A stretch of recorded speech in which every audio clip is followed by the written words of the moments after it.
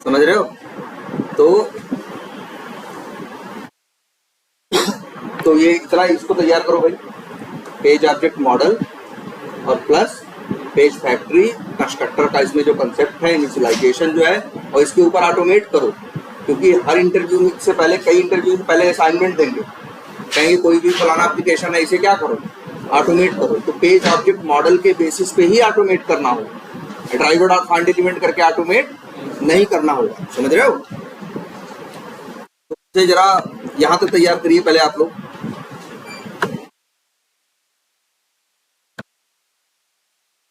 अच्छा, इसके पहले एक दिन हम जब पढ़ाए थे तो एक बार तुम लोगों को एक बेसिक आइडिया देने की कोशिश किए थे, किसकी? अच्छा ये बताओ, API। अच्छा ये बताओ पहले, किसके किसके पास यहाँ क्लास में 16 GB रैम लैपटॉप है? और प्रोडक्शन वो क्या है? कोर i5 कौन सा जनरेशन? 7th जनरेशन है। तो 5-6 सिस्टम ऐसे है ना। तो इसलिए कह रहे हैं, देखो हर सिस्टम पे शायद IPM तो हो जाएगा वैसे 8 GB में, लेकिन सिस्टम को क्या कर देगा? स्लो कर देगा, क्योंकि IPM इंस्टॉल करवाना है। तो उसमें सिस्टम में अगर 16 GB रैम रहेगा तो सही, ठीक है। वैसे 8 पे भी ट्राई किया जा सकता है, थोड़ा क्या चलेगा? स्लो चलेगा, स्लो कर देता है, ये दिक्कत है इसके साथ।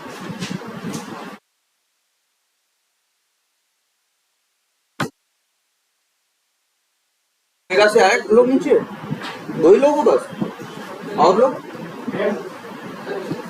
चलो। अच्छा API, तो एक चीज है सिंपली क्या? API, और ये हम स्ट्रक्चर पहले आप लोगों को बेसिक बता चुके हैं कि नहीं? ये मान के चलो ये सबको पता है, ये बेसिक बात है भैया, ये जरूर तैयार कर लेना। एक होता है फ्रंट एंड और एक होता है बैक एंड। फ्रंट एंड और बैक एंड, और तुम्हें पता है एक होता है क्या? फ्रंट एंड को क्या बोलते हैं? क्लाइंट, और उसे क्या बोलते हैं? सर्वर। ये भी पता है आप लोगों को, क्लाइंट भेजता है क्या? रिक्वेस्ट, और सर्वर देता है क्या? रिस्पॉन्स। ये बेसिक बात तो सबको पता है। एक वेब बेस्ड एप्लीकेशन में, वेब में यही चीज होती है, फ्रंट एंड बैक एंड, या फिर बोलो क्लाइंट और सर्वर, या फिर और सर्वर क्या भेजते हैं? क्लाइंट रिक्वेस्ट भेजता है और सर्वर रिस्पांस देता है, ठीक है। ये स्ट्रक्चर तो आप सब लोगों को क्लियर ही होगा, कोई कंफ्यूजन है इसमें?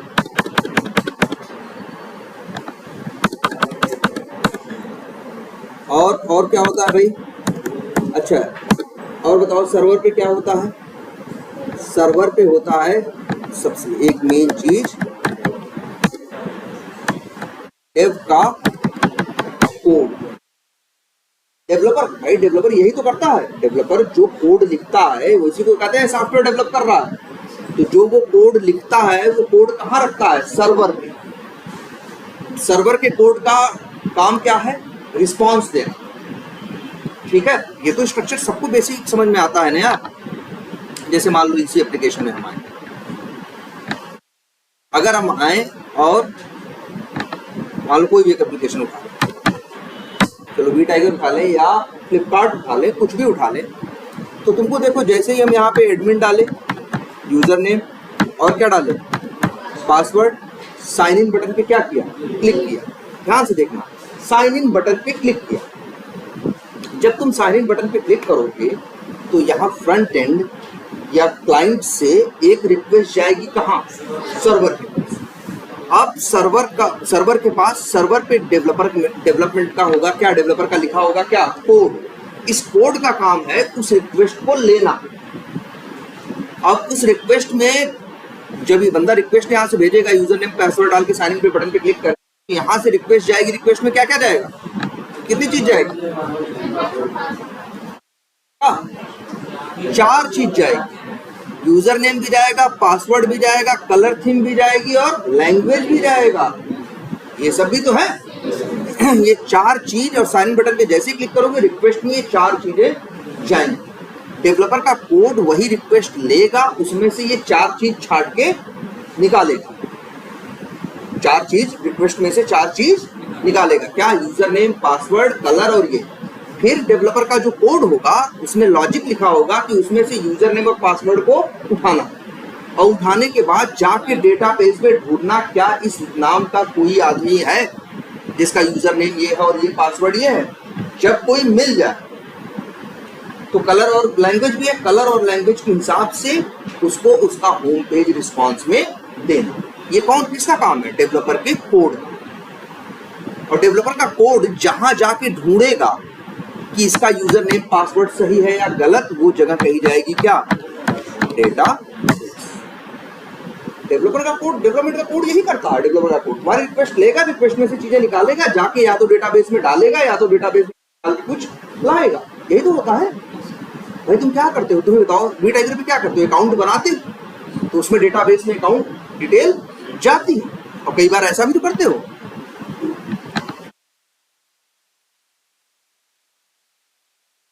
ये देखो, तुम भी सोचो, अच्छा हम मार्केटिंग के माउस ओवर करें, अकाउंट्स पे क्या करें? क्लिक करें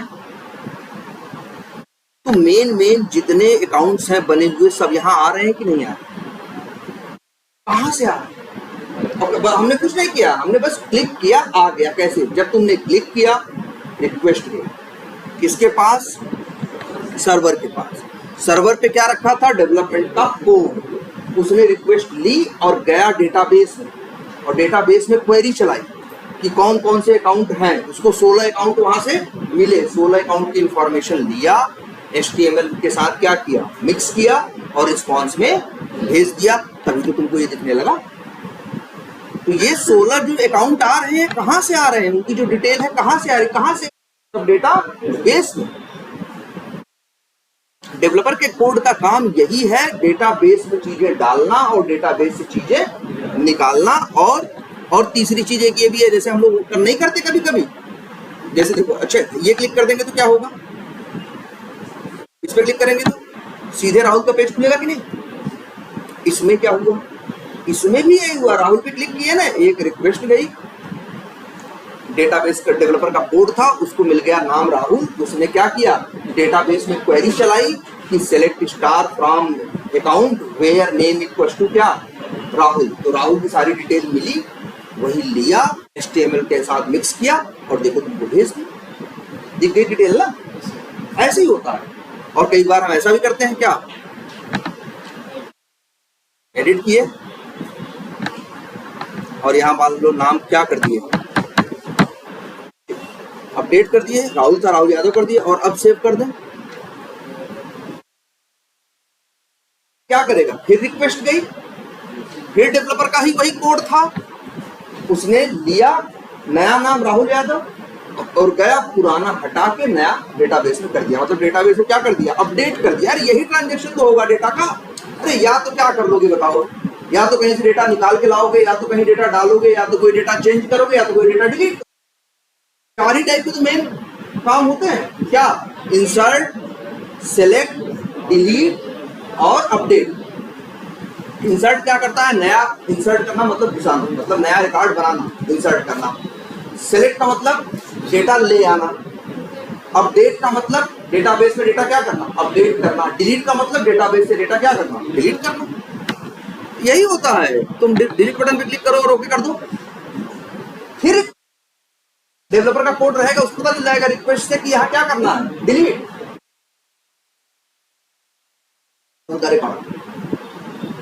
यही 4 चीज होगी। या तो डेटाबेस में कुछ नया ऐड होगा, या तो डेटाबेस से कुछ उठा के लाया जाएगा, या तो डेटाबेस में कुछ अपडेट किया जाएगा, या तो डेटाबेस से कुछ डिलीट होगा। यही काम है डेवलपर के कोड। और क्या काम है बताओ? कोई काम नहीं, यही काम बस करता है डेवलपर। यही तो लिखता है कोड कि कैसे रिक्वेस्ट लेके क्या काम करना।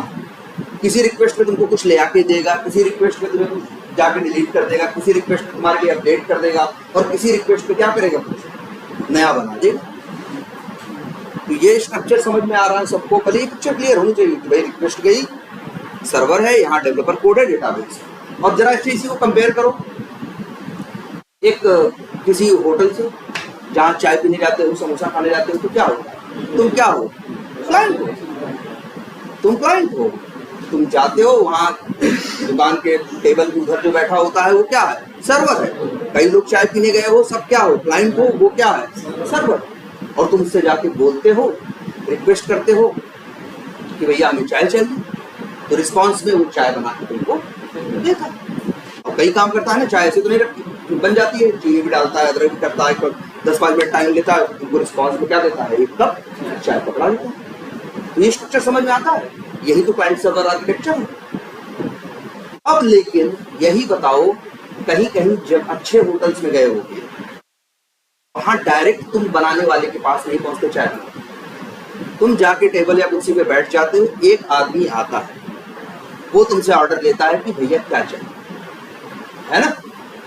तुम उसे बताते हो चाय चाहिए, समोसा चाहिए, फलाना चाहिए, वो आदमी नोट करता है, नोट करके चला जाता है। कौन जो बना रहा है उससे तुम्हारा कोई संपर्क, कोई लेना देना नहीं है। वो जाके उसको देता है ये डिटेल, भैया इस आदमी को, सामने वाले को ये चाहिए, कि रोटी चाहिए, दाल चाहिए, चावल चाहिए, फलाना चाहिए, ये उसको चाहिए। अब वो बनाता है, बनाने के बाद भी वो ले आकर तुरंत नहीं दे देता है, फिर किसको पकड़ाता है? उसी वेटर, और वही वेटर तुम्हारे पास लेके आता है। तो वो वेटर क्या हुआ?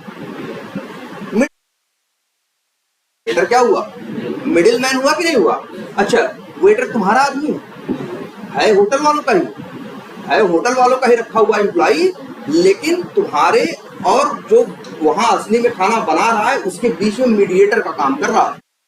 रिक्वेस्ट लेता है या जो भी होती है, इसके बाद वहां जाके बताता है, वो वहां पे काम करता है और उसको रिस्पॉन्स देता है। तो ये जो वेटर है बीच में, क्या है? एपीआई। होटल पहले भी चल रहे थे, होटल पहले भी नहीं चल रहे थे, पहले होटल चल रहे थे, छोटे मोटे होटल चल भी जाए ऐसे, लेकिन जब जिनके होटल्स बड़े हो गए, उनके लिए ये पॉसिबल नहीं रहा ना कि हर आदमी हर कस्टमर की बात सुन के और उस हिसाब से क्या करे, रिस्पॉन्स दे। इसीलिए बीच में उन्होंने क्या डाल दिया है? वेटर डाल दिया कि नहीं? वैसे ही सेम यहाँ था डेवलपमेंट, पहले डायरेक्ट ऐसे ही काम। अब बीच में एक चीज आ गई, सर्वर वालों ने ही अपने साइड एक चीज और रख ली। क्या?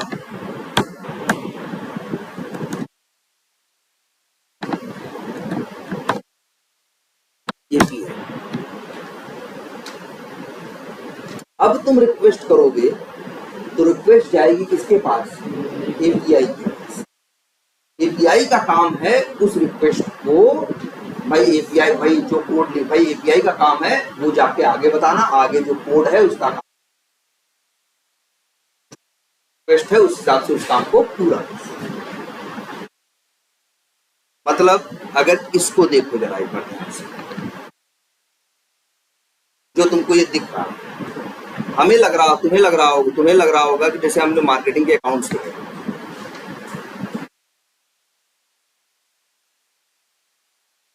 यहां गए और फिर क्या किया?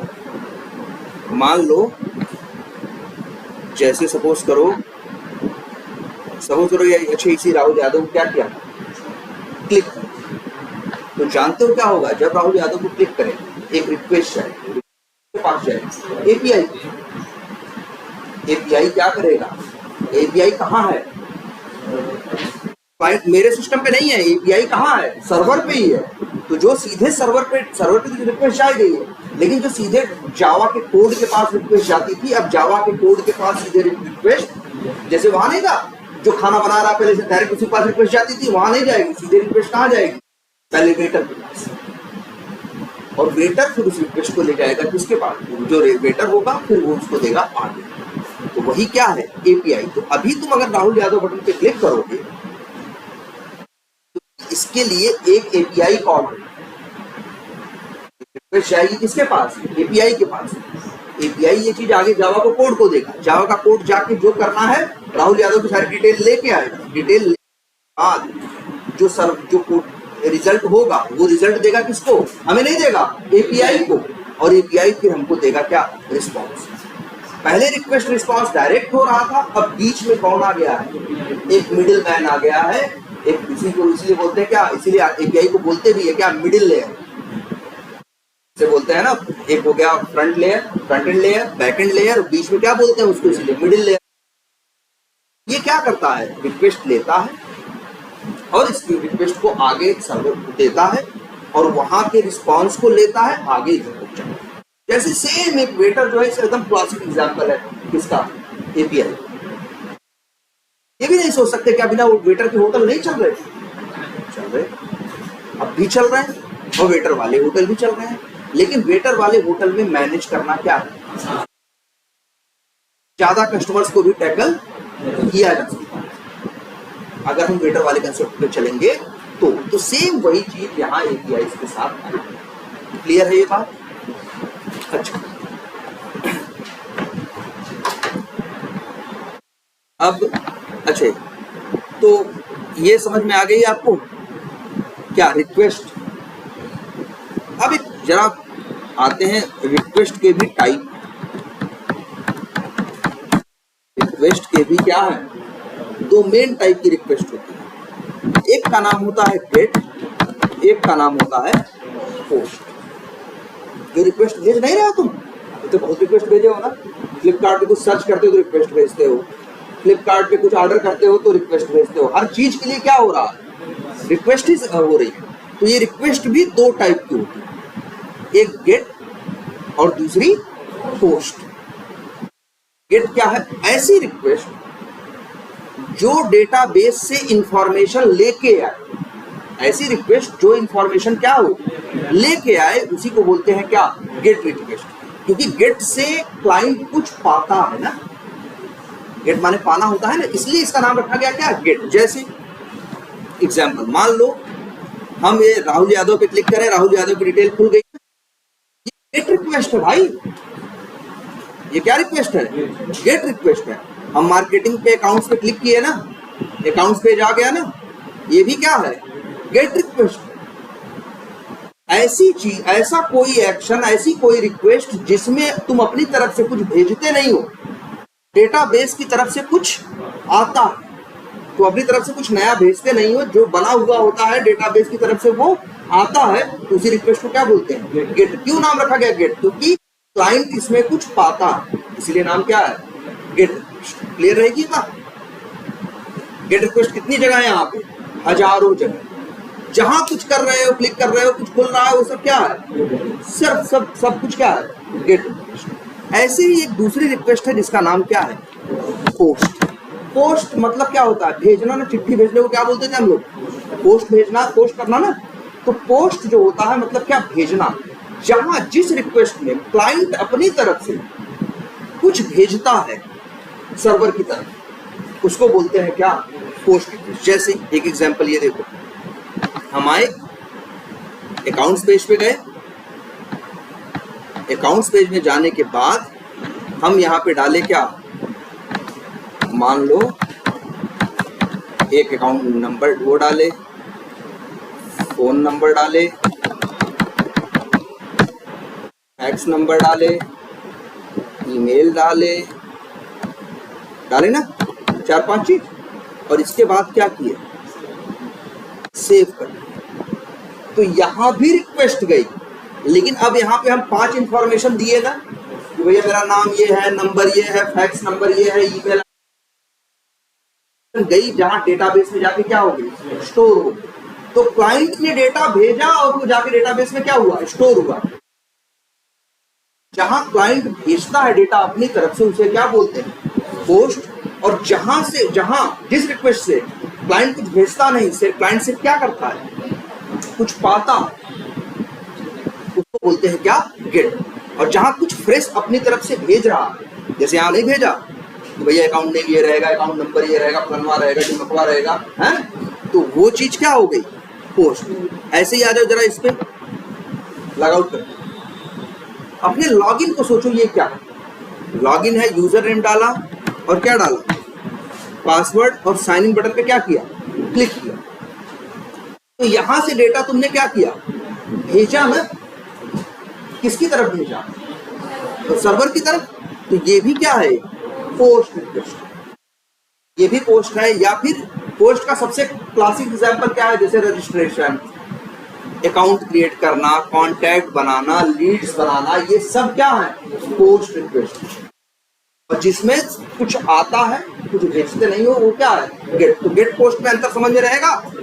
और एक चीज ये याद रखो, ये देखो, याद करो सेलेनियम का मेथड ड्राइवर डॉट गेट, उसका नाम गेट क्यों रखा? ओपन यूआरएल क्यों रख दिया? आसान सा नाम गेट रखा, इसी से मिलता, क्योंकि जो तुम यूआरएल खोलते हो ना, वो एक टाइप की गेट रिक्वेस्ट होती है।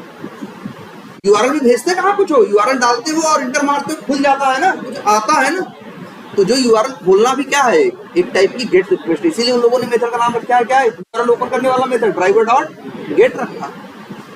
उसकी सिमिलरिटी इसी गेट वर्ड से जो यहाँ आपको दिख रहा है, गेट और पोस्ट। क्या कह रहे हो? वो स्टोर तो नहीं हो रहा, लेकिन फिर भी जो लॉगिन है, कुछ चीजें ऐसी होती हैं जो गेट से भी मैनेज की जा सकती हैं, और किससे? पोस्ट से। तो लॉगिन एक ऐसी चीज है जो बहुत से लोग गेट से मैनेज करते हैं और बहुत से लोग पोस्ट से। पोस्ट का मतलब ये नहीं है, पोस्ट का सिंपल मतलब इतना है कि जब तुम्हारे पास से कोई डेटा जा रहा है सर्वर की तरफ, तो क्या है? पोस्ट है। और जब सर्वर की तरफ से सिर्फ डेटा आ रहा है, तुम्हारी तरफ से कुछ जा नहीं रहा है, तो क्या है? गेट है। तो गेट, पोस्ट, और एक और होता है पुट, भी एक टाइप की रिक्वेस्ट है। मेनली तो दो ही है, गेट और पोस्ट। एक और भी होती है क्या? पुट। पुट यूज होता है डेटा को अपडेट करने के लिए। जैसे कब यूज होगा? जैसे तुम लोग ये नहीं करते हो, तो अकाउंट नेम है, जैसे राहुल है, राहुल की डिटेल हम लोग क्या करें? अपडेट कराना चाहें तो जैसे राहुल डिटेल, नंबर हमें बदलना है तो हम क्या करेंगे? फॉर्म में जाएंगे, एडिट करेंगे और नंबर चेंज करके सेव बटन पे क्लिक। जब अब सेव करते हो, अब पोस्ट नहीं जाती, क्या जाती है? पुट जाती है। पुट का काम है क्या करना? डेटा अपडेट करना। पोस्ट का काम क्या है? जनरली नया डेटा क्रिएट करना या इंसर्ट करना, कुछ भी डेटाबेस में नया जोड़ना। गेट का काम है डेटाबेस से ले आना। पुट का काम है जाके अपडेट करना। याद रहेगा ये पुट। और एक और होता है डिलीट। डिलीट जो रिक्वेस्ट होती है, इसका काम होता है डेटाबेस में से जाके कुछ क्या करना? डिलीट करना। वैसे एक और भी होता है, पुट जैसे होता है वैसे एक और होता है, बाद में अंतर बताएंगे। क्या? पैच। पुट और पैच दोनों का काम है क्या? अपडेट करना, डेटा चेंज करना। पोस्ट का काम है नया डेटा क्रिएट करना, गेट का काम है वहां से ले आना, और डिलीट का काम है डेटा क्या करना? डिलीट। ये 5 टाइप की रिक्वेस्ट होती है और इन्हीं से सारा सब हो जाता है। कितना भी बड़ा एप्लीकेशन हो, कितनी भी करोड़ों लाखों अरबों की कंपनी हो, लेकिन सब जगह यही चल रहा होगा। क्या चल रहा होगा? तो वही होगा क्लाइंट, वही होगा सर्वर, बीच में होगी एपीआई, रिक्वेस्ट और रिस्पॉन्स। और रिक्वेस्ट भी ये 5 टाइप की हो सकती है। गेट हो सकती है, पोस्ट हो सकती है, पुट हो सकती है, पैच हो सकती है, और क्या? डिलीट हो सकती है। क्लियर है ये 5 चीजें हैं। और एपीआई क्या है? एक हद तक मिडिल मैन, ठीक है। और अच्छा,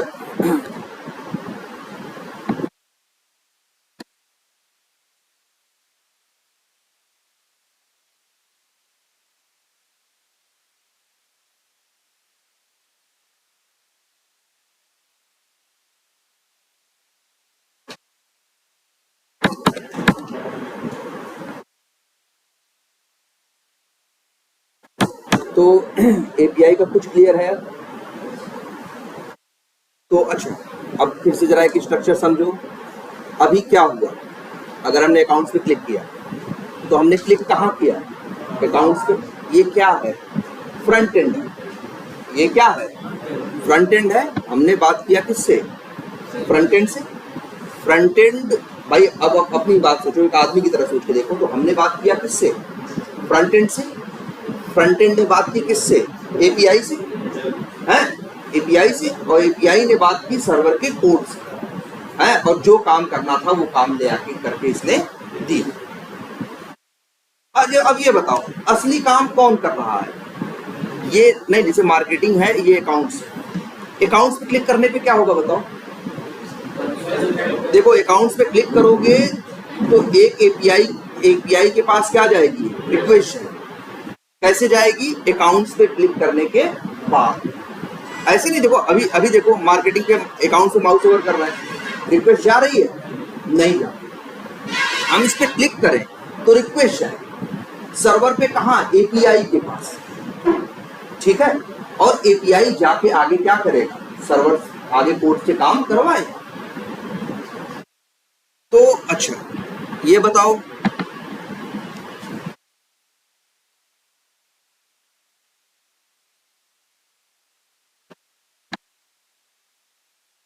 अच्छा एक चीज ये बताओ, कई बार ध्यान से समझना इस बात को, कई बार ऐसा होगा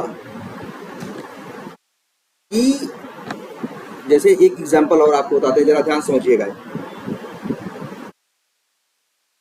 आप लोगों ने आईआरसीटीसी देखा? सबने देखा। आईआरसीटीसी के पहले चैलेंज थे। आईआरसीटीसी जो साइट बनाई इन्होंने, ये बहुत चीजें करते हैं, टिकट बुक करने से लेके सब कुछ। एक फीचर ये और भी देते हैं, क्या?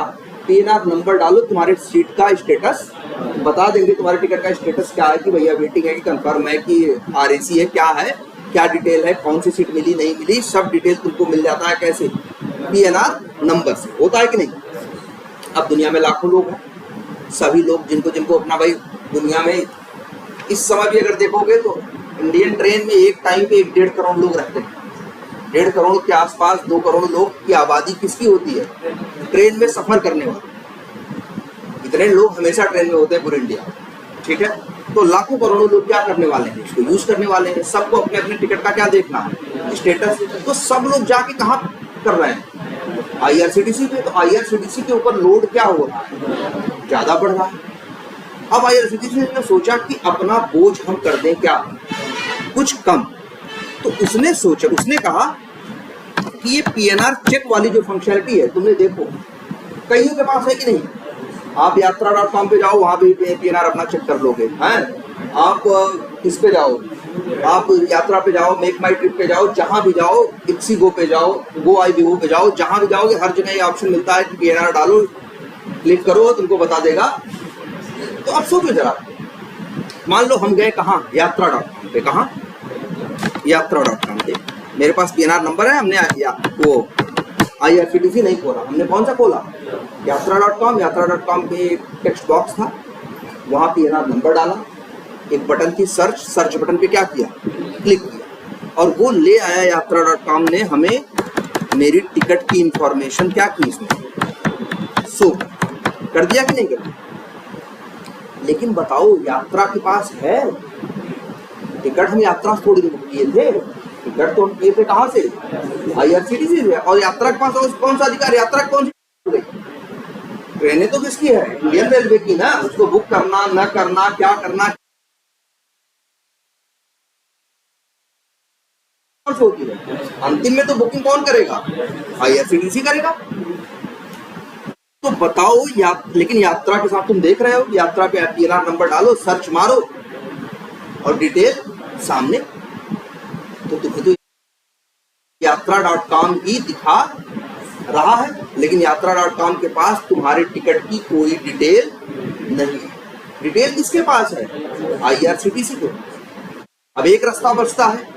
आईआरसीटीसी बहुत परेशान था, बहुत लोड था उसके ऊपर, तो वो कहा यात्रा वालों से कि लो तुमको अपने सर्वर का यूजर नेम पासवर्ड दे रहे हैं और टिकट तुम भी क्या कर लेना। तब भाई जब सर्वर का और डेटाबेस का यूजर नेम पासवर्ड दे देंगे यात्रा वालों को, तो यात्रा वालों का भी कोड जाके वहां से डिटेल ले आके दिखा लेंगे। लेकिन यात्रा वालों को अगर दे दिया तब तो यात्रा वाले क्या करेंगे? हमने आईआरसीटीसी ने तो दिया कि भैया सिर्फ पीएनआर नंबर देखना दिखाना, और ये पता चले गलत सही करना शुरू कर देंगे, क्योंकि इनको आईआरसीटीसी के डेटाबेस का क्या मिल जाएगा? सर्वर का एक्सेस। ये तो एक समस्या वाली बात है कि नहीं? अब देखो, तो भाई आईआरसीटीसी पागल थोड़ी ना कि ऐसा करेगा। तो आईआरसीटीसी ने क्या किया जानते हो? आईआरसीटीसी ने क्या किया? ध्यान से, ठीक। देखो ये IRCTC का सर्वर है मान लो। IRCTC वालों ने क्या दिमाग लगाया, IRCTC वालों ने ये दिमाग लगाया कि एक सर्वर था इनके पास में, पहले एक सर्वर और बनाया। कितने सर्वर बनाए, 2 सर्वर। इस सर्वर पे वो इंफॉर्मेशन सारी थी भाई कि जो सब क्या थी, ऐसी इंफॉर्मेशन जो किसी के साथ शेयर नहीं कर, और जो चीजें ऐसी जो चाहता था कि दुनिया भर की कंपनियां इसको क्या कर सके, दिखा सके,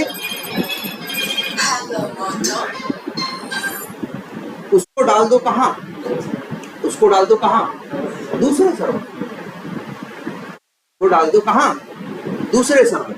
और उस सर्वर पे सिर्फ उतना ही चीज डाली जितनी वो चाहते थे दुनिया को दिखाना, है ना। तो इसके लिए जानते हो क्या करेंगे, IRCTC वालों ने क्या किया, दूसरे सर्वर पे एक API बना के डाल दिया। क्या बना के डाल दिया, API। और अब कैसे हो रहा, और ये किसका है, दोनों IRCTC का ही है। ध्यान से देखो हो क्या रहा है। तुम यात्रा पे करते हो क्या, यात्रा पे जाते हो, तुम्हें लगता है कि हमने PNR नंबर डाला और सर्च बटन पे क्या किया, क्लिक किया। जानते हो क्या होता है, जैसे ही सर्च बटन पे क्लिक करते हो तो IRCTC का वो सर्वर जहां पे वो PNR वाली API है, कौन सी, PNR वाली जो API है, रिक्वेस्ट गई कहां पे, PNR वाली API के पास। PNR वाले API ने मेन सर्वर से डिटेल निकाली और इसके बाद इसने क्या इसको दिया, इसने इसको भेजा कहां, यात्रा के पास, और फिर यात्रा ने तुमको दिया। अगर हम इसको देखें इस तरह से, ये समझना बहुत जरूरी है। देखो मान लो ये क्या है, यात्रा, ठीक है। और अच्छा एक मिनट देखते हैं, जरा ध्यान से देखना। ये है यात्रा का क्या सर्वर, और मान लो ये है क्या, ये है मान लो ये क्या, यात्रा का क्लाइंट। हम कहाँ पहुंचे, यात्रा.com पे पहुंचे, मतलब कहाँ पहुंचे, यात्रा के क्लाइंट के पास। यात्रा के क्लाइंट ने रिक्वेस्ट भेजी कहाँ, यात्रा के सर्वर के पास। यात्रा का सर्वर भी जानता है कि मेरे पास असली डिटेल नहीं है, असली डिटेल तो कहीं कहाँ रखी है, IRCTC के पास रखी है। IRCTC ने एक सर्वर पे, ये सर्वर है मान लो, इस सर्वर पे एक क्या रखी है, एक API बना रखी है जिसका नाम है मान लो क्या, API, और कौन सी, PNR। इसने PNR की क्या बना रखी है, API। तो देखो यात्रा का क्लाइंट उसने यात्रा के सर्वर को किया, फिर यात्रा के सर्वर ने रिक्वेस्ट भेजा कहाँ, IRCTC की API के पास। ये API किसकी है, लिख लेते हैं भाई, ये है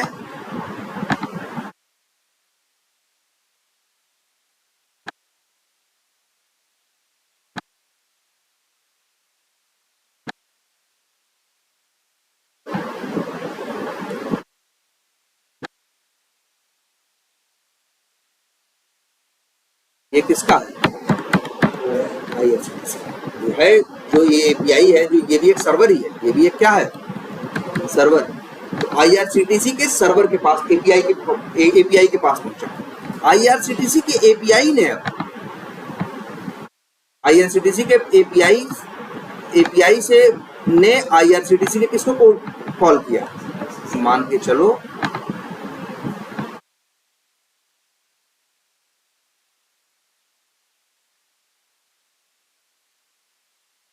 जावा के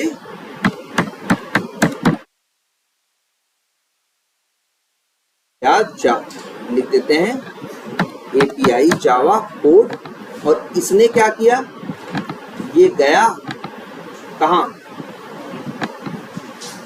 ये गया किसके पास, मान लो लास्ट में है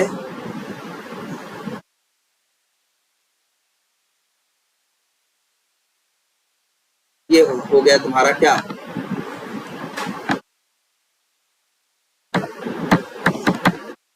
डेटाबेस। तो देखो क्या हो रहा है, यात्रा के क्लाइंट से गया यात्रा के सर्वर के पास, यात्रा के सर्वर ने हिट किया आईआरसीटीसी की एपीआई को, आईआरसीटीसी की एपीआई गई और आईआरसीटीसी से उस बंदे की टिकट की डिटेल ले आई, टिकट डिटेल ले आने के बाद किसको दिया, एपीआई को, एपीआई ने दिया फिर किसको, एपीआई ने दिया यात्रा के, आईआरसीटीसी की एपीआई ने दिया यात्रा के सर्वर को और यात्रा के सर्वर ने फिर दिया किसको, इतना हुआ। अब इस स्ट्रक्चर में फायदा क्या है, इस स्ट्रक्चर में एक फायदा सबसे बड़ा है कि भैया पूरे सर्वर का एक्सेस यात्रा को नहीं दिया गया, यात्रा को बस बोला गया आप इस एपीआई को हिट कर लो, बाकी हम अपने हिसाब से अंदर से ले आके देंगे चीजें आपको। ये देखो पहले स्ट्रक्चर समझ में आ रहा है, इस तरह से काम हो रहा है। यात्रा के क्लाइंट से रिक्वेस्ट गई यात्रा के सर्वर पे, यात्रा के सर्वर ने हिट किया किसको, एपीआई को, आईआरसीटीसी के पीएनआर वाली एपीआई को, पीएनआर वाली एपीआई गई डेटाबेस से जो ले आना था निकाल के रिस्पांस दिया, रिस्पांस किसको दिया, सर्वर को, और सर्वर ने फिर किसको दिया, क्लाइंट। अब एक बात बताओ, आखिर डेटा का लेन देन हो रहा है कि नहीं, पीएनआर नंबर यहां से टहलते हुए यहां तक पहुंच रहा है कि नहीं, और फिर उस पीएनआर की डिटेल यहां से टहलते हुए यहां तक पहुंच रही है कि नहीं, बोलो, पूरी साइकिल पूरी हो रही है कि नहीं, यहां से रिक्वेस्ट जाके अंतिम तक काम करके रिस्पांस ले आके अंतिम तक इसको वापस देना, ये पूरा काम हो रहा है कि नहीं। अब ये बताओ आईआरसीटीसी, अच्छा तो डेटा का लेन देन हो रहा है। अब यार अच्छा डेटा का लेन देन तुम लोग कभी किए हो, अरे करते हो, क्लास बनाते हो, मेथड बनाते हो, आर्गुमेंट पास करते हो, रिटर्न लेते हो, डेटा ही तो इधर उधर भागता है, कुछ आर्गुमेंट भेजते हो, कुछ रिटर्न लेते हो, तो डेटा भेजते हो, डेटा लेते हो, होता करते हो ना तुम ये। तो जरा सोच के देखो अब कि, लेकिन अब मान के चलो ये जो यात्रा का सर्वर था ये बनाया गया था मान लो किसमें,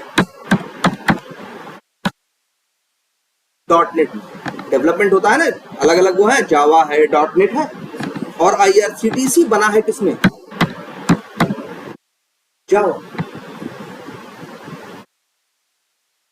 तो तुम ही देखो .NET से डेटा जा रहा है, जहां .NET जो जहां से जिस सर्वर से डेटा जा रहा हो तो .NET में बना हुआ है, वहां से जो आ रहा है वो जावा में है, फिर जावा से वहां से जो आ रहा है इसमें आ रहा है। तो .NET और ध्यान से समझना इस बात को, .NEट और जावा डायरेक्टली डेटा एक दूसरे के साथ शेयर नहीं करते। जैसे आप तुमसे जावा में कोड लिख रहे हो, कहे .NEट का मेथड एक कॉल करके और उसका रिटर्न ले दो, तुम कहोगे भैया हमारे बस का ये नहीं है, हम तो किसमें कोड करना है, जावा में, हम तो जावा की चीज कहोगे तो कॉल कर लेंगे, लेकिन तुम कहोगे .NEट कॉल करना तो हमारे बस की बात नहीं। ये दिक्कत है कि नहीं, बताओ,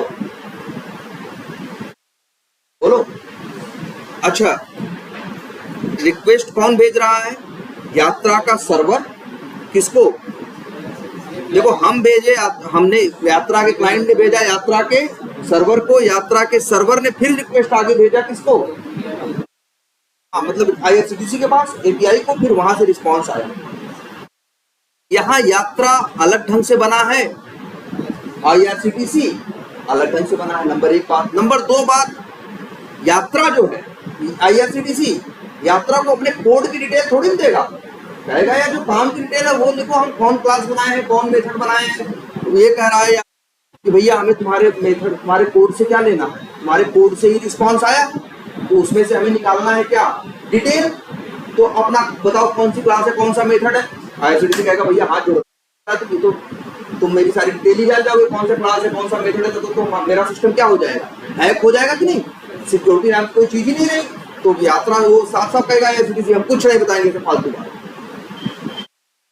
लेकिन इसको तो इंफॉर्मेशन चाहिए, इसीलिए जानते हो क्या हुआ, ध्यान से समझना इस बात को। जब भी एपीआई के पास रिक्वेस्ट जाती है और रिक्वेस्ट से क्या आती है, एपीआई से क्या आता है, रिस्पांस आता है, तो रिक्वेस्ट भेजने वाला अलग हो सकता है, अलग जिसे कहते हैं ना, अलग इन्वायरमेंट, अलग लैंग्वेज, अलग प्लेटफॉर्म पे बना हो सकता है, और जो रिक्वेस्ट ले रहा है वो किसका हो सकता है, अलग हो सकता है। उस सिचुएशन में ये कैसे आपस में इंटरैक्ट करें, कैसे आपस में बात करें। इसी वजह से जिन लोगों ने एपीआई बनाई, जानते हो क्या किया? बहुत आसान सी एक चीज, जिन लोगों ने एपीआई बनाई उन लोगों ने कहा कुछ ऐसा वो निकाला जाए, कॉमन तरीका जिसको सभी दुनिया में क्या करते हैं जानते हो। अक्सर जैसे तुम जाते हो ना, वो किसी होटल में बैठते हो, जो ऑर्डर लेने आता है वो क्या करता है? वो तुमसे पूछता है और ऑर्डर तुम्हारा क्या करता है? नोट करता है ना, और नोट करने के बाद ले जाके उसे क्या करता है? उसे काउंटर पे ऑर्डर पकड़ा देता है, जो उधर किचन में क्या कर रहा होता है, चीजें बना रहा होता है, और चीजें बनाने के बाद वो रिस्पॉन्स में उसको देता है, वो ले जाता है। तो बीच में वो जो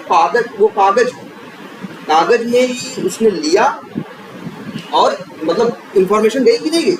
तो एक चीज ध्यान से समझो, ऐसा होता कि जहां दो एपीआई होंगी, जहां कोई एपीआई होगी तो हो सकता है रिक्वेस्ट भेजने वाला क्या हो, अलग हो, रिस्पॉन्स भेजने वाला अलग हो। इस समस्या को दूर करने के लिए इन लोगों ने कुछ ऐसे तरीके बनाए जिसे कहते हैं ना, ध्यान से देखो, जिनको कहा गया क्या, कुछ यूनिवर्सल वेज बनाए। जैसे इन लोगों, एक फॉर्मेट है, आपने देखा भी है क्या, HTML सब लोग देखे हो ना। HTML जैसी ही होती है क्या, जैसे HTML होता है वैसे ही क्या होता है XML, ठीक है XML। अच्छा, XML का क्या यूज है? कुछ यूज नहीं है, सिर्फ डेटा रखना। अगर हमें अपनी 100 डिटेल रखनी है, जैसे अगर मान लो यहाँ हमें 100 स्टूडेंट्स की डिटेल रखनी है, अगर हमें यहाँ पे 100 स्टूडेंट्स की डिटेल रखनी है तो ऐसे हम कर सकते हैं, जैसे ऐसे लिख दिया,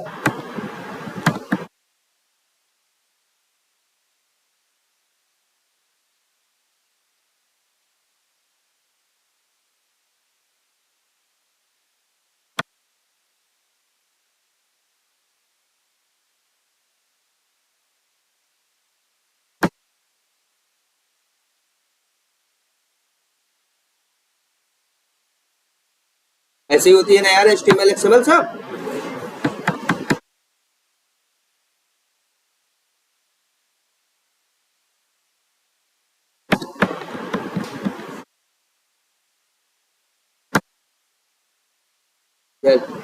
कुछ भी रख दे, किसी, क्या नाम है भाई तुम्हारा?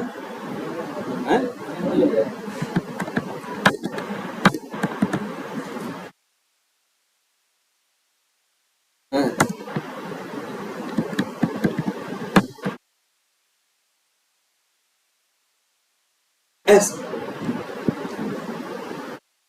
अरे मनमानी डेटा रखते, तो अब डेटा रखने का एक तरीका नहीं बढ़िया है? मेरे यहाँ जितने स्टूडेंट हैं सबकी डिटेल क्या करें, ऐसे ही रखते चले जाए, और फिर ऐसे ही और बना लें, एक और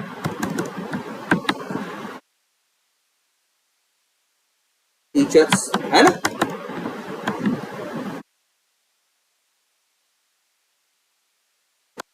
और फिर यहाँ पे ऐसे टीचर। ये बताओ, ये डेटा रखने का तरीका नहीं हुआ? कोई भी देखेगा प्रॉपर, उसको समझ में आ जाएगा कि भैया क्या है। मेन DBA के अंदर दो बॉडीज हैं, दो चीजें मेन हैं, स्टूडेंट्स और टीचर्स।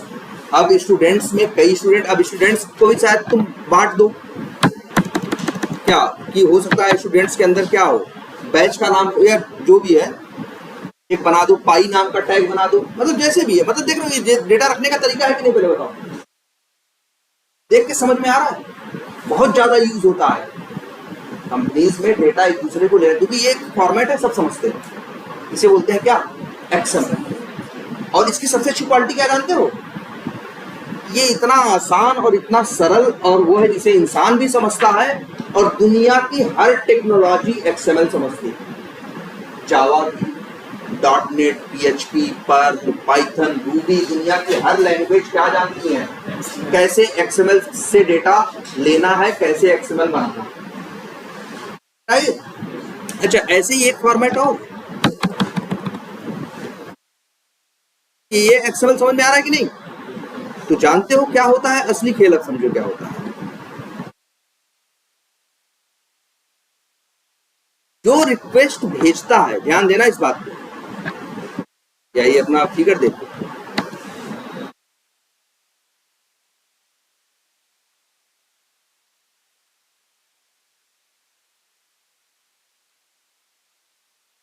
अच्छा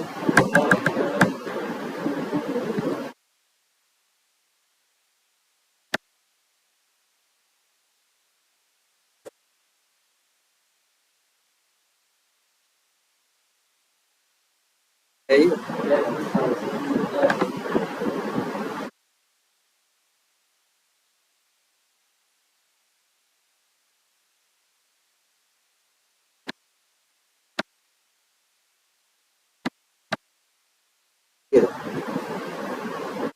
याद रखना है कि इस चीज को जानते हो, इसीलिए एपीआई जो डेटा का लेन देन करती है वो एक्सएमएल में करती है। हमें लगता है ना सर्वर से यहाँ से रिक्वेस्ट जा रही है इसके पास और यहाँ से रिस्पांस आ रहा है, तो जो यहाँ रिक्वेस्ट जाती तो रिक्वेस्ट में डेटा था कि नहीं, जैसे data first name, last name, phone number, ये सब 4-5 डेटा था ना। तो ये जो डेटा तुमको लगता है 5 डेटा, जैसे तुम्हें लग रहा है कि 5 इंफॉर्मेशन तुम भरे और भरने के बाद क्या किए, ध्यान से देखना, सेव बटन पे क्लिक कर दिए, तो जानते हो जो ये रिक्वेस्ट गई, तो ये जो 3 डेटा भरे थे, ये 3 डेटा को इसने इस स्टाइल में चेंज किया। किस स्टाइल में? एक्सएमएल के स्टाइल में 3 डेटा को क्या किया, डाला और रिक्वेस्ट किया। वहां जो एपीआई थी उसने एक्सएमएल को रीड किया, उसको समझ में आ गया कि एक्सएमएल में क्या क्या है, उसमें से रीड किया, रीड करने के बाद गया डेटाबेस से डेटा निकाला या जो करना था किया, करने के बाद रिस्पांस जो हुआ, रिस्पांस के लिए भी बना दी क्या है, एक्सएमएल, और वो एक्सएमएल भेज दी। एक्सएमएल किसके पास पहुंच गई, क्लाइंट के पास। मेरी बात समझो कि जो भी एक एपीआई जब बीच में है, तो एपीआई जानते हो क्या करती है, जो रिक्वेस्ट लेती है और जो रिस्पांस लेती है वो किस फॉर्मेट में लेती है, एक्सएमएल फॉर्मेट। ऐसा क्यों करती है, क्योंकि एक्सएमएल एक ऐसी चीज है जिसे दुनिया की हर लैंग्वेज समझ सकती है। तो देखो इससे बड़ा फायदा है, यहां देखो कोई दिक्कत नहीं आती, यहां कोई दिक्कत नहीं आती, भले ये डॉटनेट में है, भले ये जावा में है, भले डॉटनेट में बना है, लेकिन जब रिक्वेस्ट भेजेगा ना तो किसने, एक्सएमएल में। एक्सएमएल को पढ़ना तो ये भी जानता है, जावा भी, वो एक्सएमएल में से क्या निकाल लेगा, वो डेटा निकाल लेगा, जाएगा डेटाबेस से क्या करेगा, चीज एक एक्सएमएल फिर बनाएगा रिस्पांस में और वो दे देगा किसको, इसको। मतलब एक एक्सएमएल इसने भेजी और एक एक्सएमएल वापस इसने। तो ये तो इसीलिए कोई दिक्कत नहीं आती। क्यों नहीं आती, क्योंकि डायरेक्ट जावा में डेटा का ट्रांसफर नहीं होता, डॉटनेट में डेटा का ट्रांसफर नहीं होता, डेटा का ट्रांसफर किसमें होता है, एक्सएमएल में। और एक्सएमएल एक ऐसी है चीज,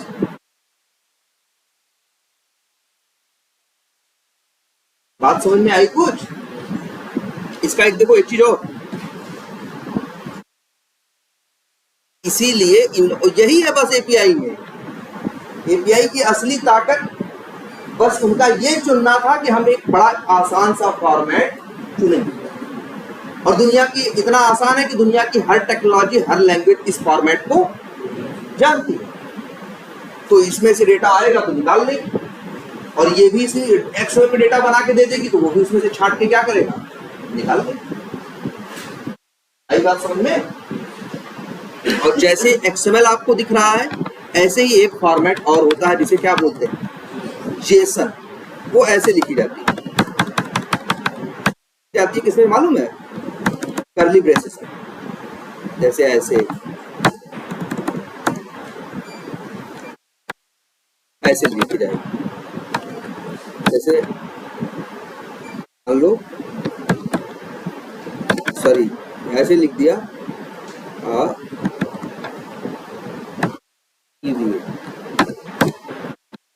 तो वो इस तरह से लिखी जाती है, ठीक है।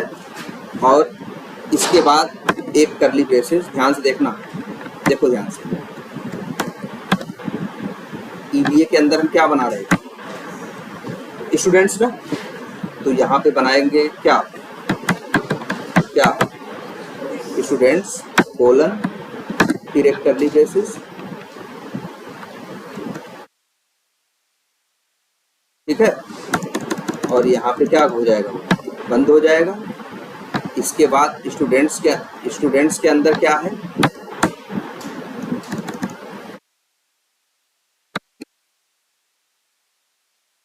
मान लो क्या है स्टूडेंट 1 और फिर यहाँ पे उसकी डिटेल इस तरह से लिखी जाए। ये भी बड़ा आसान सा फॉर्मेट है, आगे दिखाएंगे तुमको, अभी भले लग रहा हो ये आसान फॉर्मेट। जब बड़ा ढेर सारा डेटा रहता है ना तो इसमें देखना थोड़ा मुश्किल लगता है, क्योंकि इसमें वो इसका वो ब्रैकेट में बंद, ब्रैकेट में खुला, बड़ा खुला बंद थोड़ा सा कॉम्प्लिकेटेड दिखता है, लेकिन ये बड़ा साफ और क्या दिखता है, क्लियर। इस फॉर्मेट को बोलते हैं, कर्ली ब्रेसेस वाले फॉर्मेट में डेटा रखने को बोलते हैं क्या, जेसन। तो अब ऐसे अब आप लोगों का पहला काम यही है, सबसे जरूरी चीज एपीआई में है पहले जेसन और एक्सएमएल समझना, जेसन और एक्सएमएल, क्योंकि सारा कुछ, अरे हम कह रहे हैं ना, कोई करोड़पति कंपनी होगी, कोई बहुत बड़ी कंपनी होगी, तब भी उनके बीच में जो डेटा का लेन देन हो रहा होगा, किसमें हो रहा होगा, या तो एक्सएमएल में, या तो जेसन में, या तो दोनों में। बहुत सी एपीआई ऐसी होती है जो कहती हैं कि हम सिर्फ जेसन में रिक्वेस्ट लेंगे और जेसन में रिस्पॉन्स देंगे। कुछ एपीआई ऐसी होती है जो कहती है भैया हम जेसन में भी लेंगे, एक्सएमएल में भी लेंगे, सीएसवी में भी लेंगे, और जेसन में और एक्सएमएल में आपको रिस्पॉन्स देंगे। ये तो एपीआई बनाने वाले के ऊपर होता है, उसने एपीआई कैसी बनाई है। और एपीआई बनाने में कोई जादू नहीं है, एपीआई बनाने में बंदा कोड कर रहा है, वहां किस बात का कोड लिख रहा है, वो एपीआई में कोड लिख रहा है, जो डेवलपर है जो एपीआई को डेवलप कर रहा है वो कोड लिख रहा है कैसे एक्सएमएल में से डेटा छांटना है, आगे कैसे मेथड कॉल करना है, वो मेथड जाके कोड काम वो सर्वर से डेटाबेस से चीजें निकालेगा, डेटाबेस से निकले डेटा से फिर कैसे एक नया जेसन या एक्सएमएल बनाना है और कैसे वापस हमको वहां पे भेजना।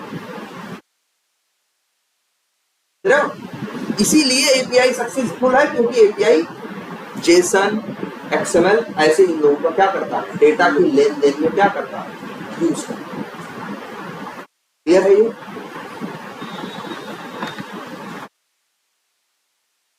अच्छा, अब एपीआई से कर क्या क्या सकते हो, जैसे ये बताओ अगर हम प्लस को क्लिक करें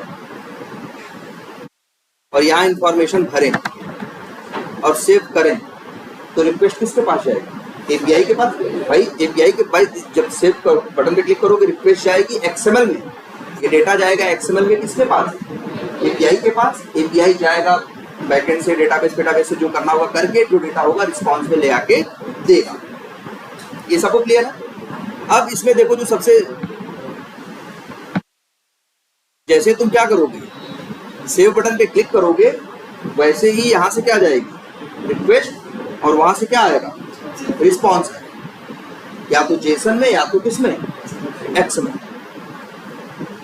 क्लियर? अच्छा, तो सेव करोगे तो कौन कॉल होगा, अगर सेव करोगे तो पहले कौन हिट होगा, एपीआई ही जाके काम करेगी। अच्छा, एक बात और बताओ, अगर एपीआई में कोई डिफेक्ट है तब डेटा नहीं आएगा ना भाई, एपीआई किसी ने होगा, तुम पता चला कभी तुम्हारे साथ कभी ऐसा नहीं होता कि सेव बटन पे क्लिक किया सेव नहीं हुआ, क्या में कोई क्या है डिफेक्ट है, तुमने इंफॉर्मेशन भरी और सेव बटन पे क्या किया, क्लिक किया, यहां से रिक्वेस्ट किसके पास गई, एपीआई के पास। एपीआई गया डेटाबेस में भाई गड़बड़ चीज तुमने भेजी तो उसको कुछ मिला नहीं, मिलने के बाद वो रिस्पॉन्स तुमको दे नहीं पाया और तुम्हारे सिस्टम पे रेड कलर से क्या आ गया, एक एरर मैसेज गलत होता है ना तुम्हारे साथ। इसको करने, मान लो, अच्छे तुम्हें बताओ जरा ध्यान से सोचना सब, अगर हम तुमसे कहें ये क्रिएट अकाउंट है, इसकी टेस्टिंग करो तो कितना टाइम लगाओगे, अकाउंट क्रिएट करने की टेस्टिंग करो, मैनुअल टेस्टिंग करो, कितना टाइम लगाओगे, तब भी 5-7 मिनट लगाओगे ना।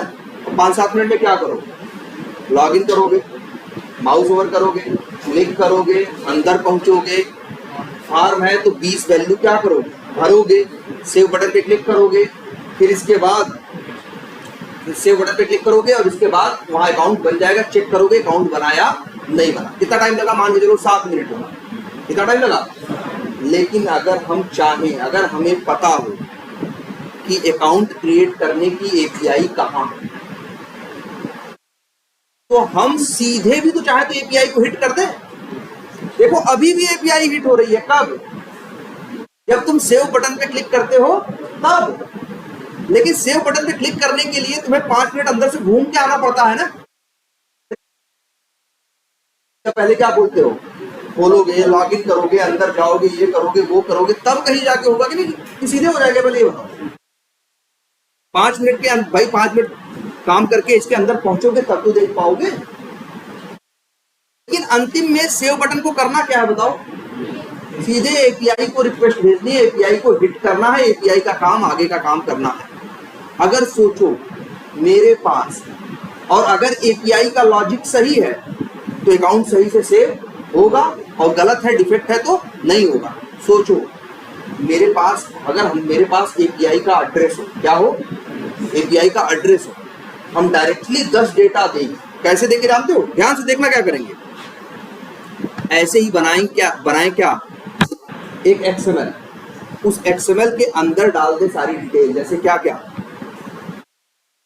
से लिख दें, क्या नेम, ठीक है, क्या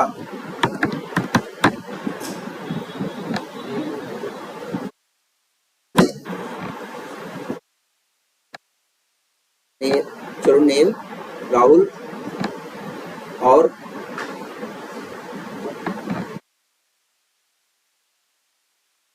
फोन,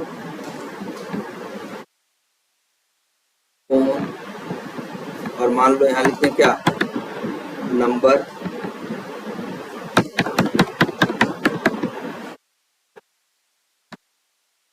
ऐसे करते। और नेम हो गया, फोन हो गया, मान लो एक और क्या बना दें, ईमेल, ऐसे ऐसे। और यहाँ लिखते हैं वैल्यू इक्वल्स टू क्या लिख दें, जैसे लिखते हैं a@, मान लो, ऐसे समझो। अगर हम ऐसे ही एक्सएमएल बना लें, ध्यान समझना, एक्सएमएल मेरे पास पहले से बनी हुई रखी है या हमने बना ली, और मेरे पास एपीआई का सीधा क्या है, एपीआई का एड्रेस या हमें क्या है पता मालूम, तो जानते हो क्या करेंगे, हम सीधे एक्सएमएल भेजेंगे एपीआई के पास, और एपीआई अकाउंट बना देगा। बिना ये यूआई ओपन किए अकाउंट बन जाएगा। और चेक करना हो तो यूआई खोलना और जाके सर्च करना, जिस नए नाम का अकाउंट बनाए वो सर्च मारोगे तो तुमको दिखाई देगा। क्यों, क्योंकि वो डेटाबेस में पहुंच चुका है। ध्यान समझो, यूआई भी कॉल कर रहा था किसको, एपीआई को, एपीआई जाके काम कर रहा था ना। तुम सीधे एपीआई को कॉल कर दो, एपीआई को कॉल कर दोगे तो भी वो जाके काम करेगा। लेकिन जब यही घुमा के यूआई के थ्रू एपीआई कॉल होती तो लगता समय की नहीं। अगर हम तुमसे कहें अकाउंट बनाओ तो तुम कहोगे 7 मिनट चाहिए। एपीआई हिट करने के लिए तुमको ये सब कलाकारी करके अंदर पहुंचोगे तभी तो कर पाओगे। लेकिन अगर तुम्हारे पास सीधे उस एपीआई का एड्रेस या डिटेल, और तुम्हें ये पता है कि एपीआई को क्या चाहिए, तो सीधे एक्सएमएल में अकाउंट बना देगा। और जानते हो कितना टाइम लगेगा, मुश्किल से 10 सेकेंड।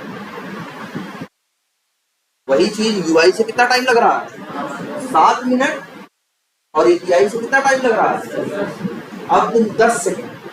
अब तुम सोचो, पूछोगे सर जी करने की जरूरत क्या है, करने की जरूरत क्या है, तुम बताओ। अच्छा, असली काम अकाउंट बनाने वाला काम कौन कर रहा है, एपीआई पीछे है, एपीआई कर रहा। अगर एपीआई सही काम कर रही तो मतलब है अकाउंट सही से बनेगा।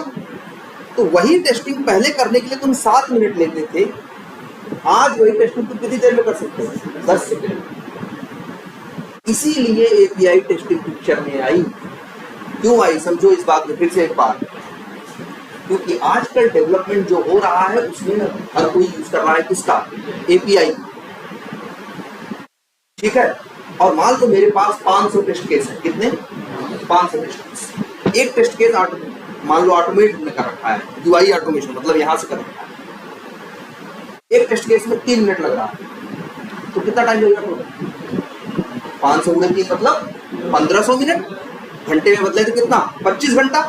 तो अगर मेरा क्लाइंट हमसे पूछेगा, जैसे हम इस कंपनी के लिए काम कर रहे हैं, वो पूछेगा कि बताओ टेस्टिंग का क्या हुआ, तो हम कहेंगे रुको 25 घंटा, 25 घंटा चलता है, 500 टेस्ट केस है, मामूली बात नहीं है, 25 घंटे बाद रिजल्ट आएगा और हम आपको बता देंगे कि क्या है, सही मतलब सॉफ्टवेयर सही काम कर रहा है कि नहीं। लेकिन अगर यही चीज हमने यूआई के थ्रू नहीं की होती, किसके थ्रू की होती, एपीआई के थ्रू की होती, तो हर काम करने में मुश्किल से 20 सेकंड लगता आने में। 500 काम है तो 500 गुणे 20 करो, कितना हुआ, कितना हुआ, 10,000 सेकंड।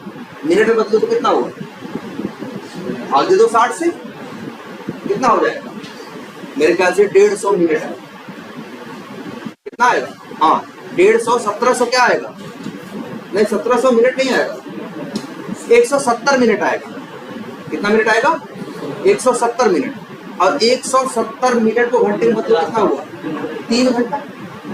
तो एपीआई से चीज वही टेस्ट की जाती तो 3 घंटे के अंदर हमको रिजल्ट मिल जाता कि आखिर काम सही हो रहा है या नहीं। अंतिम में तो काम एपीआई को ही करना है, यूआई भी एपीआई को ही तो कॉल करना है। जैसे ये देखो यूआई है ना, ये किसे कॉल करता है, एपीआई को। लेकिन यूआई के थ्रू इसी रास्ते पे चल रहा है तो 25 घंटा लग रहा है। एपीआई के थ्रू यही काम करने की कोशिश करोगे, तुम्हारे पास 500 चीजों को काम करने के लिए वहां 500 एपीआई बनाई गई। इसीलिए एपीआई टेस्टिंग पिक्चर में है। हम लोग क्यों एपीआई टेस्टिंग करते हैं, क्योंकि अगर हमें भी पता है असली लॉजिक तो कहां लिखा है, एपीआई में।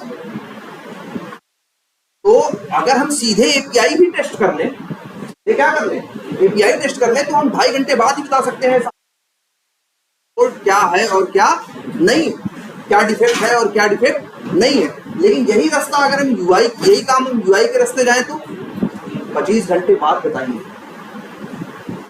और कहा 3 घंटे बता देंगे। तो डेवलपर का टाइम बचाना, 3 घंटे पहले उसको पता चलेगा क्या गलतियां हैं, वो पहले ही क्या करने लगा, उसे ठीक करने लगा। इसलिए एपीआई टेस्ट कि आज हर जगह एपीआई, आज हर जगह दुनिया में क्या है, हर एप्लीकेशन में क्या इंप्लीमेंटेड है, एपीआई।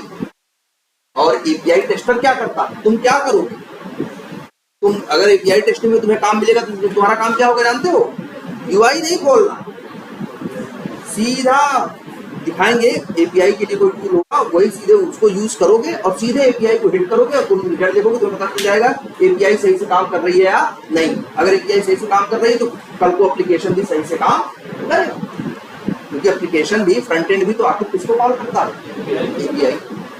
कई बार इंटरव्यू पूछते हैं कि एपीआई टेस्टिंग क्यों करते हैं, एपीआई का एक सबसे बड़ा कारण ये है। और दूसरा, एपीआई क्यों इंप्लीमेंट होती है,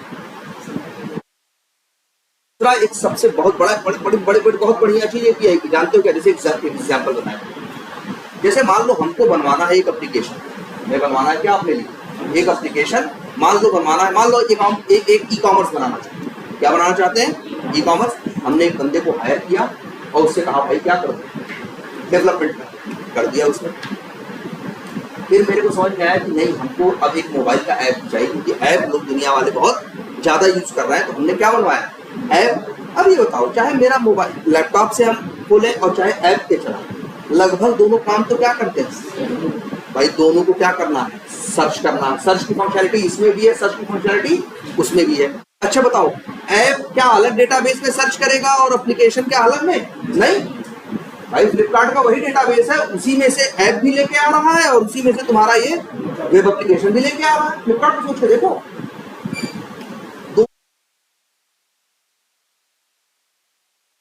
सर्च करना, फिल्टर लगाना, सब कुछ करना लगभग इसमें भी है और लगभग इसमें भी। ध्यान से सोचो। अब मान लो हम डेवलपर हायर करें, हमको ऐप भी बनवाना है और वेब भी। एक तो हम ऐसी बेवकूफ़ी कर सकते हैं, वेब डेवलपर से वेब वाला बनवा लें और मोबाइल डेवलपर से मोबाइल वाला। तो हमने बेवकूफ़ी कर, क्योंकि वही सर्च का लॉजिक उसको भी लिखना पड़ा, वही सर्च का लॉजिक उसको भी लिखना पड़ा, वही फिल्टर का लॉजिक उसे भी लिखना पड़ा मोबाइल डेवलपर को भी, और वही और फिल्टर का लॉजिक किसे लिखना पड़ा, अरे वो वेब डेवलपर को भी नहीं। लेकिन अगर हम समझदार आदमी होते तो जानते क्या करते, हम सर्च की बनाते एक एपीआई और उसमें लिख देते हम कोड। और सर्च की एपीआई का काम होता है कि जो सर्च करना है वो हमें एक्सएमएल या जेसन में, जो रिजल्ट होगा वो हमको देंगे किसमें, एक्सएमएल या जेसन में। तो लॉजिक कहाँ लिखा, सर्च का, सर्च नाम की एपीआई। और उसी एपीआई को मोबाइल से भी कॉल कर लिया, उसी एपीआई को वेब से भी कॉल कर लिया, तो आधी मेहनत हो गई ना यार। कहाँ हम ऐसी बेवकूफी कर बैठते कि वेब डेवलपर से अलग काम करवाते, मोबाइल डेवलपर से अलग, दोनों वो अलग कोड लिखता, बंदा वो अलग लिखता। मान लो अच्छा ऐसा भी होता है, जैसे मान लो हम जो वो है वेब डेवलपर है मेरा, वो PHP में काम कर रहा है, मोबाइल डेवलपर है मेरा, वो जावा में काम कर रहा है। हमने मेरे पीछे है, सबसे पीछे है डेटाबेस, डेटाबेस के बाद है क्या, एपीआई, और उसी एपीआई को ये वेब वाला भी यूज करता है और उसी एपीआई को कौन यूज करता है, मोबाइल वाला भी। सर्च का लॉजिक दो बार लिखने की जरूरत नहीं पड़ी, एक बार लिखा उसी को वेब भी कॉल कर लिया, उसी को। तो जानते हो एक जो अगर एक ऐसी कंपनी होगी जो ई कॉमर्स अपना बनवा रही हो, और अक्सर जितने ई कॉमर्स है तुम्हारे वो लैपटॉप पे भी चलते हैं और किस पे चलते हैं, तो मोबाइल पे भी चलते हो, सब ने यही करवा रखा, हर काम दी है, सर्च की, फिल्टर की, शॉर्टिंग की, ऐड टू कार्ट की, पेमेंट की, सब क्या रखी है, एपीआई।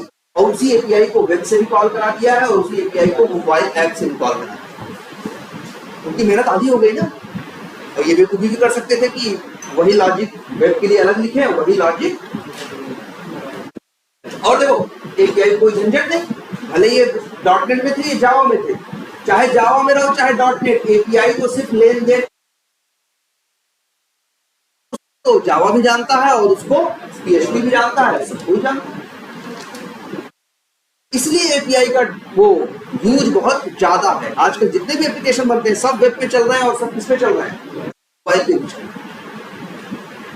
तो उनको दो बार एफर्ट डालने की जरूरत नहीं, मतलब ऐसा नहीं भाई वेब का अलग डेवलपमेंट होगा, मोबाइल का अलग होगा, लेकिन उन दोनों में सारे काम तो क्या है, कॉमन है ना। कॉमन का कोड एक जगह अलग लिख दिया रहेगा, ये लोग बस क्या करेंगे, क्या करेंगे, कॉल करेंगे। आई बात समझ में? इसलिए एपीआई यूज होती है। और एपीआई टेस्टिंग क्यों करते हैं, एपीआई टेस्टिंग कर, अच्छा बताओ एक ऐसा एप्लीकेशन है ये वाला मोबाइल एप्लीकेशन ई कॉमर्स, क्या फायदा है इसका, एक फायदा ही अगर हमने एपीआई टेस्ट कर दी तो हम ठोक के बोल सकते हैं ना कि वेब पे भी सही चलेगा और मोबाइल पे भी सही चलेगा। पहली चीज। और दूसरी चीज, कहाँ 25 घंटे में रिजल्ट देते ऑटोमेशन करते तब भी, कहाँ हम 3 घंटे में तुमको उठा के रिजल्ट पकड़ा दे रहे हैं, देखो लॉजिक कितनी देर बाद सही, 3 घंटे के अंदर ही तुम्हें एपीआई का रिजल्ट आ जाए। इसलिए एपीआई टेस्टिंग फास्ट है। और कोर लॉजिक तो एप्लीकेशन का किसमें लिखा है, एपीआई में। एपीआई टेस्ट हो गई तो एप्लीकेशन का लॉजिक, सॉफ्टवेयर का लॉजिक क्या हो गया, टेस्ट हो। अब बात समझ में आई कुछ? तो ये आज इतना ही रखते हैं, लेकिन जरा एक काम करिए आप लोग,